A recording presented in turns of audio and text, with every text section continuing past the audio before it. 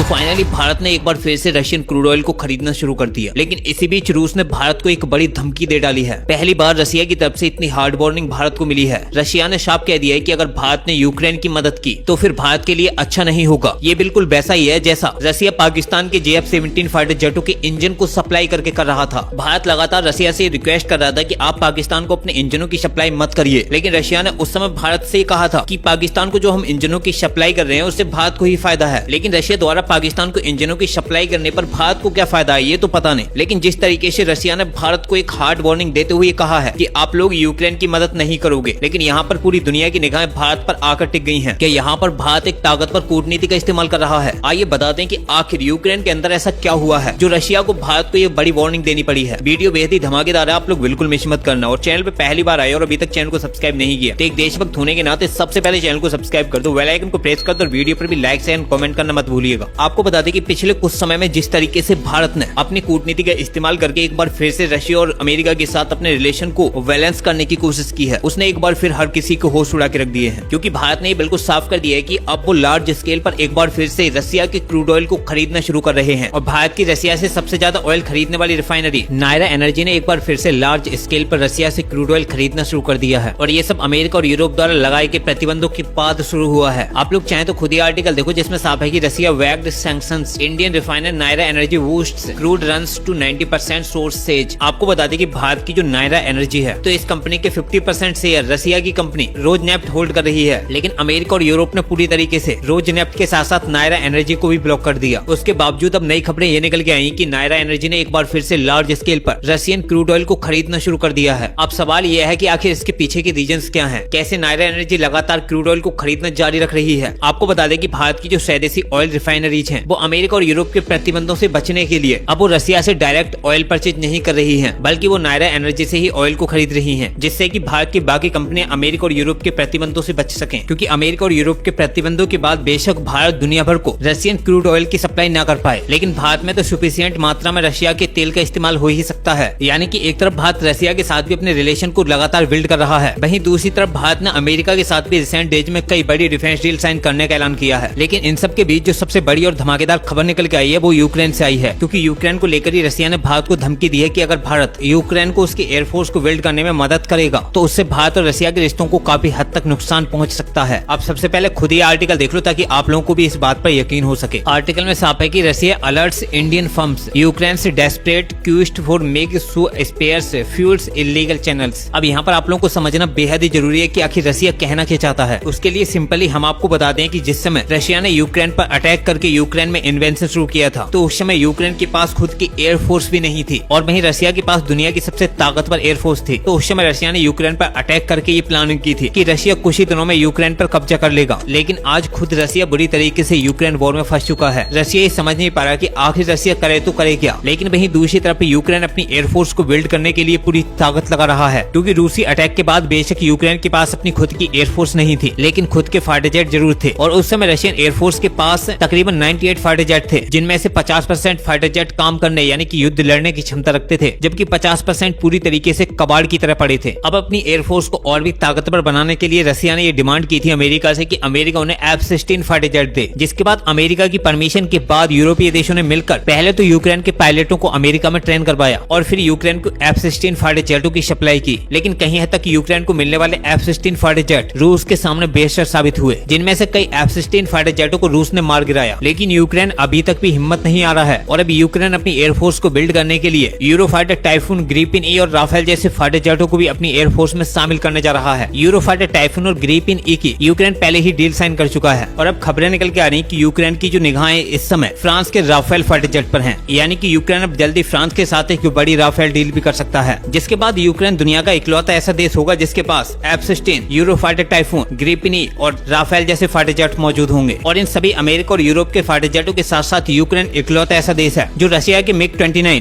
Su-27 और Su-25 जैसे fighter जेटों का इस्तेमाल करता है। इसलिए अब यूक्रेन अपने देश में बेकार पड़े रशिया के तकरीबन 98 फाइटर जेटों को एक बार फिर से युद्ध क्षमता हासिल करने के लिए रिपेयर करने की कोशिश कर रहा है। क्योंकि यूक्रेन इन फाइटर जेटों के साथ साथ रूस के Mi-8 और Mi-27 जैसे कॉम्बैट हेलीकॉप्टरों का भी इस्तेमाल करता है। और अब इन कॉम्बैट हेलीकॉप्टर और फाइटर जेटों को ऑपरेशनल बनाने के लिए यूक्रेन MiG-29, Sukhoi 27 जैसे फाइटर जेटों के लिए स्पेयर पार्ट्स की तलाश कर रहा है। आपको आपको बता दें कि इस समय यूक्रेनियन एयरफोर्स के पास लगभग 50 प्लस MiG-29 फाइटर जेट मौजूद हैं और लगभग 15 से 20 सुकोई 27 फाइटर जेट मौजूद हैं। और MiG-29 एक ऐसा फाइटर जेट है जिसे भारत भी इस्तेमाल करता है, जिसमें AL-31F टर्बोफैन एवियोनिक्स इंजन का इस्तेमाल होता है। इसलिए अब रशिया को डर है कि कहीं भारत की कंपनियां यूक्रेन के इन फाइटर जेटों को रिपेयर करने में यूक्रेन की मदद न लें, क्योंकि इन फाइटर जेटों को यूक्रेन ने रूस से ही खरीदा था। लेकिन यूक्रेन जिस तरीके से रशिया के खिलाफ जहर उगल रहा था और बार बार नाटो में शामिल होने की कोशिश कर रहा था, इसी को देखते हुए रूस ने यूक्रेन पर अटैक किया था। अब यूक्रेन के इन फाइटर जेटों को ऑपरेशनलाइज होने से रोकने के लिए रूस की जो खुफिया एजेंसियां वो लगातार निगरानी कर रही हैं कि आखिर यूक्रेन किस देश से स्पेयर पार्ट्स की सप्लाई करेगा, क्योंकि यूक्रेन का विमानन क्षेत्र जो कभी सोवियत संघ का गढ़ था, अब रूसी डिजाइनों के प्रभुत्व वाले खंडित भंडार से जूझ रहा है। MiG-29 फुलक्रम और Su-27 फ्लैंकर इसके लड़ाकू बेड़े की रीढ़ कहे जाते हैं, लेकिन रशिया की घुसपैठ के बाद अब ये फाइटर जेट पूरी तरीके से रूसी कलपुर्जों की मांग से जूझ रहे हैं। फिर वो चाहे इन फाइटर जेटों के इंजन की रिपेयरिंग हो या फिर एवियोनिक्स सिस्टम को अपग्रेड करना हो। और रशिया के बाद भारत इकलौता ऐसा देश है जो इन फाइटर जेटों को अपग्रेड कर सकता है, क्योंकि भारत ऑलरेडी MiG-29 से लेकर सुकोई 30 MKI और MiG-21 जैसे फाइटर जेटों का इस्तेमाल करता है। और साथ ही साथ लगातार भारत अपने फाइटर जेटों को भी अपग्रेड कर रहा है, जो रूसी मूल के फाइटर जेट हैं। बस इसी को देखते हुए रशिया पूरी तरीके से एक्शन में आ चुका है और रशिया ने भारतीय कंपनियों को ये धमकी दी है कि अगर भारतीय कंपनियां किसी भी तरीके से यूक्रेनियन एयरफोर्स के रशियन फाइटर जेटों को अपग्रेड करने में इन्वॉल्व होती हैं, तो भारतीय कंपनियों के लिए अच्छा नहीं होगा। और रशिया ने यहाँ पर एक बात और बिल्कुल साफ कर दी है कि भारतीय कंपनियां यूक्रेन की ये मदद ना तो डायरेक्टली कर सकती हैं और न ही किसी दूसरे देश के साथ मिलकर, क्योंकि इससे पहले भी भारत के कई हथियार यूक्रेन में पाए गए थे, जिनमें 155 M के गोला बारूद से लेकर टाटा की गाड़ियां भी पाई गई थी। लेकिन यहाँ पर हुआ ऐसा था कि भारत इन वेपन्स को यूरोप के दूसरे देशों को बेच रहा था और यूरोपीय देश से यूक्रेन को सप्लाई कर रहे थे। जैसा रशिया खुद अपने RT-33 इंजन को पहले तो चाइना को बेचता और चाइना भिखारी पाकिस्तान को सप्लाई करता है। लेकिन जब भारत ने रशिया से कहा कि आप लोग पाकिस्तान को अपने इंजन की सप्लाई मत करिए, तो रूस ने ये कहते हुए बिल्कुल साफ कर दिया कि हम पाकिस्तान को अपने इंजन की सप्लाई नहीं कर रहे और वैसे भी ये इंजन की सप्लाई भारत के लिए ही फायदेमंद है। ठीक वैसे ही भारत ने भी यूरोपीय देशों को हथियार बेचकर यूक्रेन तक अपने हथियारों को पहुंचाया है। लेकिन इस बार रूस ने भारतीय कंपनियों को कड़ी वार्निंग देते हुए बिल्कुल साफ कर दिया कि भारतीय कंपनियां किसी तीसरे देश के साथ मिलकर भी इस बार यूक्रेन की मदद नहीं कर सकती, क्योंकि इस बार भारत पर भरोसा करके हमने ही अपने सभी फाइटर जेटों का सोर्स कोड और टेक्नोलॉजी को ट्रांसफर किया है भारत को। ऐसे में भारत हमारे साथ गद्दारी करके हमारी ही टेक्नोलॉजी को हमारे दुश्मन को ट्रांसफर नहीं कर सकता। अब आप लोग इस बड़ी अपडेट पर क्या कहना चाहते हो, अपनी राय कमेंट बॉक्स में जरूर बताना। फिलहाल इस वीडियो में इतना ही, मिलते हैं एक नए वीडियो के साथ, तब तक के लिए जय हिंद जय भारत।